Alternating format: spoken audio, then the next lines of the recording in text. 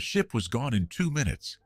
One moment the SS Ben Lomond was cutting through the South Atlantic at full speed. The next, 2 German torpedoes.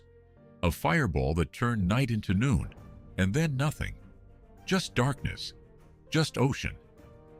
And Poon Lim, alone on a small wooden raft with a few tins of biscuits, a jug of water, and 133 days of open Atlantic between him and survival. No radio, no rescue signal, no other survivors, just a 25-year-old Chinese merchant seaman who had decided, somewhere in the darkness of that first night, that he was not going to die out here. Poon Lim was born in 1918 on Hainan Island in southern China, the second youngest of 9 children in a poor fishing family.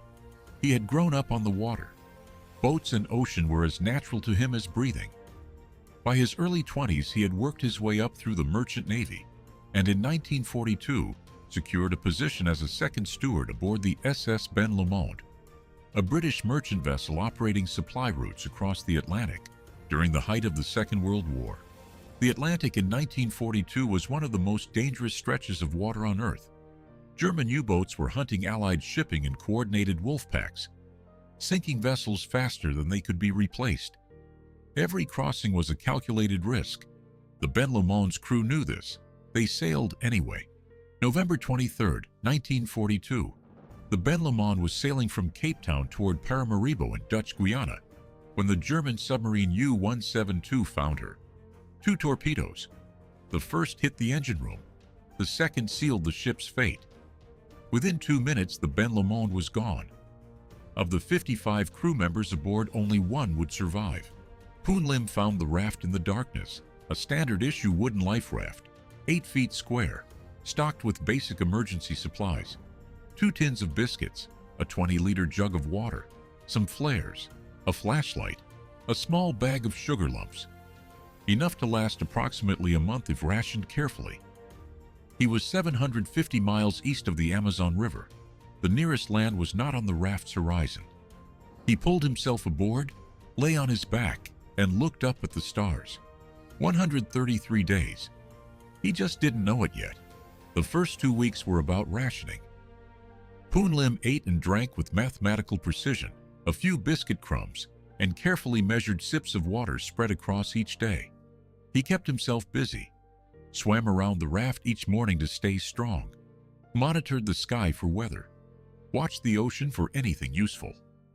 When the emergency supplies began to run low, he made a decision that would define the next 4 months. He would not wait to be rescued. He would make the raft work for him. He unraveled wire from the flashlight and bent it into a fishhook. He used hemp rope from the raft's edge as fishing line. He caught his first fish within days, eating part of it immediately, and using the rest as bait for larger catches. He fashioned a knife from the lid of a biscuit tin, sharpening it patiently on the raft's wooden edge over days until it held an edge. He used it to clean fish and prepare seabirds. When gulls landed on the raft, he caught them with his bare hands, moving with the slow patience of a man who had grown up fishing and understood that stillness was a weapon. When it rained, he spread his clothing across the raft to collect every drop. He learned the patterns of the sky, which clouds brought rain, which brought storms, which meant nothing. He treated the Atlantic not as an enemy, but as a resource, hostile but not empty. Time did strange things on the raft. Days blurred into weeks. The sun became an enemy, burning his skin, cracking his lips, draining his water faster than the rain could replace it.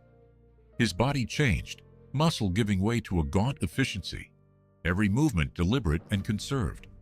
The sharks found him early. They circled the raft constantly, gray shapes in the blue water, patient and unhurried. Poon Lim swam every morning regardless.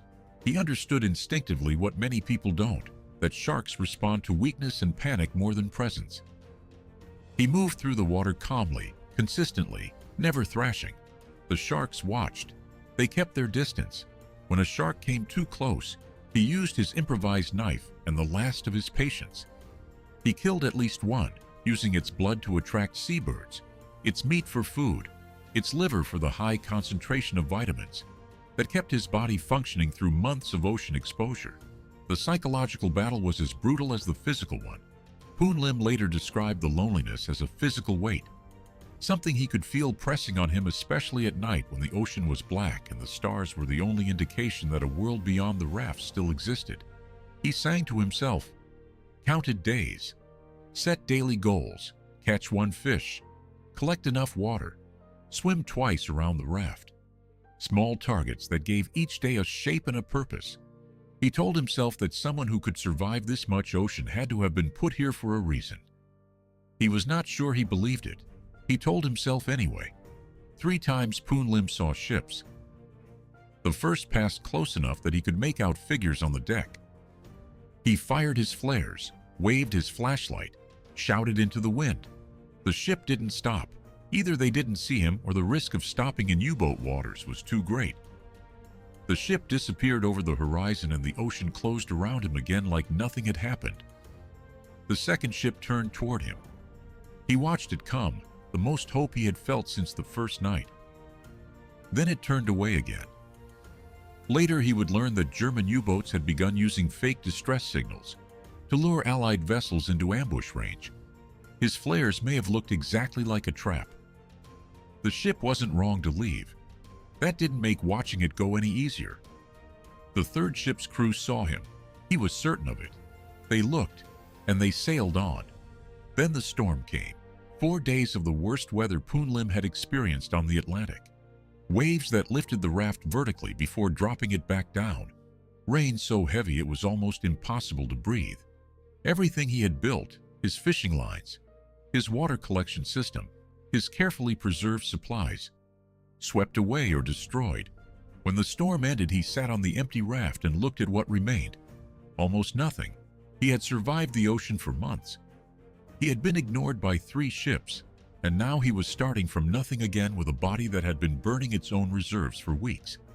He picked up the piece of wire that had somehow stayed wedged in a corner of the raft, straightened it slowly, bent it into a hook, and started again. April 5, 1943. 133 days after the Ben Lomond went down, 3 Brazilian fishermen working their nets off the coast of Salinas in northern Brazil saw something in the water. A small wooden raft, a figure sitting on it so still they weren't sure at first whether he was alive. He was alive? Barely. Poon Lim had lost over 20 pounds.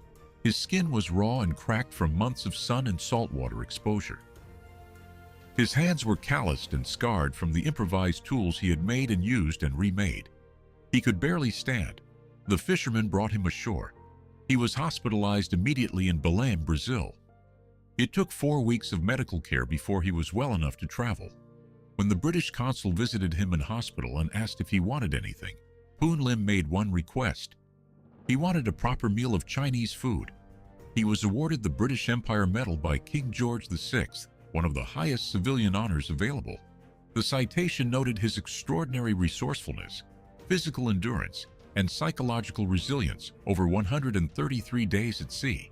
The Royal Navy took his survival techniques, the improvised hooks, the water collection methods, the rationing system, the bird catching technique, and incorporated them directly into their survival training manual. A manual that would go on to save other lives in other oceans in other wars. Poon Lim had survived the longest solo ocean survival in recorded history. He had done it with wire, tin, rope, patience, and the refusal to stop counting days. Poon Lim moved to the United Kingdom after the war. He worked as a merchant seaman for decades, returning to the ocean that had tried to kill him as naturally as if nothing had happened. He became a British citizen in 1956. He lived quietly. He didn't seek fame or interviews. When people asked him about the raft, he answered simply and without drama. As if 133 days alone on the Atlantic was something that had happened to him rather than something he had done. He died in 1991 at the age of 72. His record still stands. No one in recorded history has survived longer alone at sea on a raft. In 1942, the German Navy had the most sophisticated submarine fleet in the world. They had sonar, torpedoes, wolf-pack tactics, and total dominance of the Atlantic supply routes. They sank the Ben Lomond in 2 minutes. It took a bent piece of wire, a sharpened tin lid, and one man who grew up fishing to make sure that wasn't the end of the story. 133 days. No one has done it since. No one has come close. minus 133 days. A wooden raft 8 feet square. A bent wire hook and a tin lid knife. Poon Lim didn't survive the Atlantic because he was the strongest man in the water. He survived because he was the most patient. Because he treated the ocean as a problem to be solved, rather than a force to be feared. Because every morning he set one small target and hit it. And because he never, not once in 133 days, stopped counting. If you enjoy survival stories that feel impossible but could be real, subscribe. I'll see you in the next one.